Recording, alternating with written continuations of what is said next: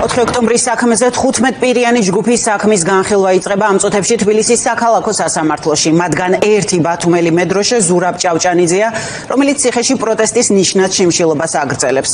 15 კაციან ჯგუფს სტრატეგიული და განსაკუთრებული მნიშვნელობის ობიექტის ხელში ჩაგდების მცდელობას ედავებიან ჩადენილს ჯგუფურად და ჯგუფურ ძალადობაში მონაწილეობას. ნატალი ჯახუტაშვილი გაგვაცნობს ხდომის წინ მხარეების პოზიციებს. 14 კაციანი ჯგუფი უკვე თბილისის საქალაქო სასამართლოშია. 4 ოქტომბრის საქმეზე პროცესი სულ რამდენიმე წუთში დაიწყება. დღეს გაგრძელდება ვიდეო მტკიცებულებების გამოკვლევა და დიდი ალბათობით პროკურატურის წარმომადგენლები ისევ მოიტანენ ხდომათა დარბაზში სხვადასხვა სატელევიზიო ეთერებით გაშვებულ მასალებს, რაც უკავშირდება 4 ოქტომბერს, თუმცა ადვოკატები აცხადებენ, რომ არც ამ ვიდეო მასალებში არ იკვეთება მათი დაცვის ქვეშ მყოფების ბრალეულობა. მათი განცხადებით, მათი დაცვის ქვეშ მყოფები არიან უდანაშაულოები, მათ არ ჩაუდენიათ სისხლის სამართლის დანაშაული და ეს არც ამ კადრებით დასტურდება. ასევე დღევანდელ პროცესს დაესწრება ზურაბ ჭავჭანიძე, რომელიც უკვე 58 დღეა შიმშილობს და დიდი ალბათობით ის წარსდგება სიტყვით მოსამართლის წინაშე. არც ერთი კადრი, არც ერთი მოწმე, ვერც ერთი მტკიცებულება ვერ უზრუნველყოფს იმის დადასტურებას, რომ ზურაბ ჭავჭანიძემ განახორციელა საერთოდ და ძალადობრივი ქმედება და არათუ სტრატეგიული ობიექტის ხელში ჩაგდება, განზრახვა მას ვერანაირად ვერ უდასტურდება, ვინაიდან წარმოდგენილ მტკიცებულებებში და ვიდეო მასალაში ჩანს, რომ ზურაბ ჭავჭანიძე ავიდა ბარაჯებირთან, მივიდა და ჩამოჯდა უბრალოდ.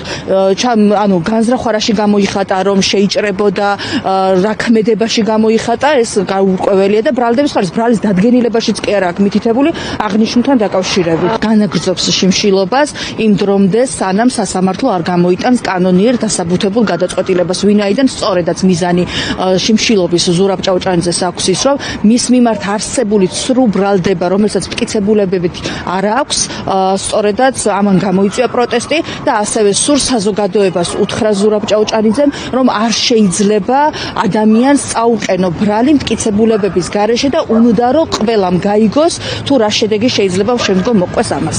სასამართლო პროცესებზე დაიწყება უშუალოდ მტკიცებულებების გამოკვლევა. ბრალდების თქმით აღნიშნული მტკიცებულებები დაადასტურებს ბრალდებულ პირთა, მათ შორის ქორქიას ბრალეულობას, თუმცა იმის გათვალისწინებით, რომ კონკრეტულ შემთხვევაში ეს ადამიანი მხოლოდ დგას და იმის გათვალისწინებით, რომ ცრემსადენი გაზის გაშვების შემდგომ მას გარკვეულწილად დაზიანება მიიღო, ასე ვთქვათ, თვალის არეში, ეს ამბავის აღწერა ალბათ იქნება ამ შემთხვევაში მთავარი არგუმენტი ბრალის დასადასტურებლად. ერთადერთი მტკიცებულება, რაც არსებობს გიორგი რურუას მიმართ, ეს გახლავთ ვიდეო ჩანაწერი, რამდენიმე წამიანი, სადაც აღნიშნულია მხოლოდ ის, რომ ის, ასე ვთქვათ, ეჯაჯგურება ჭიშკარს სასახლის იმ დროს, როდესაც ღობე, ასე ვთქვათ, უკვე აღარ არის ფიზიკურად და აი ამას ედავებიან.